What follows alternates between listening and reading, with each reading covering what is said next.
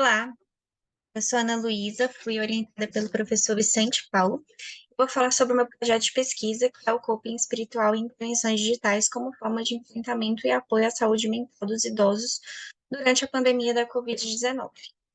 Bom, diante desse cenário caótico que foi instaurado pela pandemia do vírus SARS-CoV, fez com que a população tivesse, né, uma onda de medo, de angústia, alterando a vida e a rotina em diferentes cenários. E na velhice, isso foi de forma mais intensa.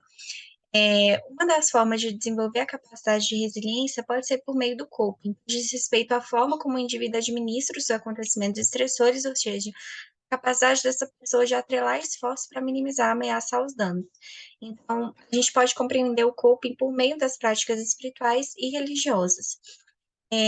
As redes sociais também tiveram influência, uma vez que foram utilizadas para diminuir o distanciamento é, social, né, que foi instaurado durante a pandemia.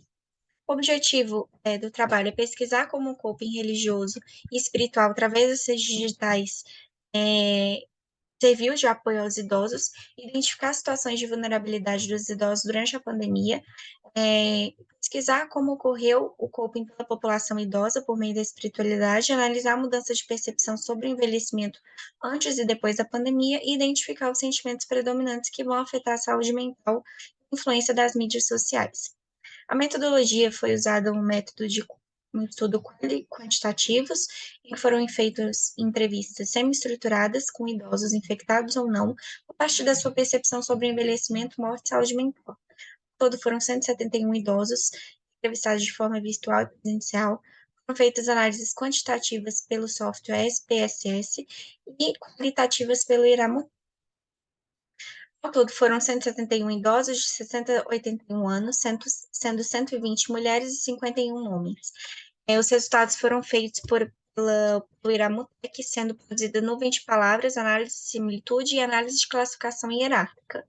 A análise de similitude foi produzida 52 palavras, como pandemia, Deus, religião e outras. E a classificação hierárquica gerou cinco classes. Aqui, as características sociodemográficas participantes desses estudos, que a nuvem de palavras que foi gerada, né, junta e organiza de forma gráfica as palavras que têm mais frequência. Aqui, a classificação hierárquica descendente, que classifica os segmentos de texto de acordo com a sua ocorrência. Então, nós temos cinco classes. A primeira fala sobre os sentimentos vividos na pandemia, no que diz respeito ao isolamento. Muitos falam sobre o sentimento de solidão, a mudança de hábitos, né, a falta de os familiares perto. Muitos falam que não sentiam sentimentos de tristeza, outros falam que encararam um período como uma forma de resiliência.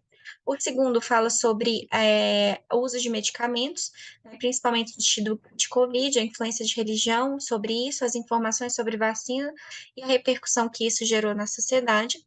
A classe 3 fala sobre esse período em que houve muitos números de morte, a influência da religião na saúde mental nesse período.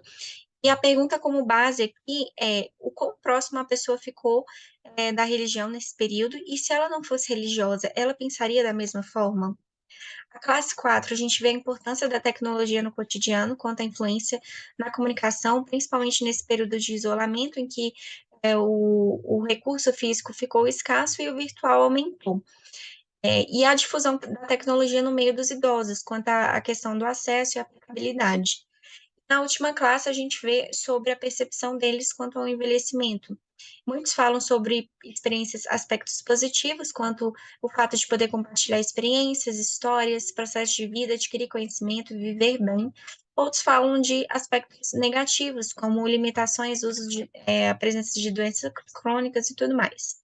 Nesse cenário caótico de incerteza, de insegurança e de perdas, a gente tem muitas pessoas que foram desencorajadas a enfrentar a realidade. Então, e que até afetaram as condições de base, doenças de base que essas pessoas tinham. Então, nem sempre esses problemas são classificados como doenças, mas como reações anormais diante de um cenário normal. O coping ele é dividido em duas formas, em duas categorias. A primeira focada na origem do problema, tem o objetivo de promover mudanças quanto aos fatores estressantes. E a segunda é focada na emoção, com o objetivo de nivelar o estado emocional, diminuir essa sensação negativa que o estresse causa.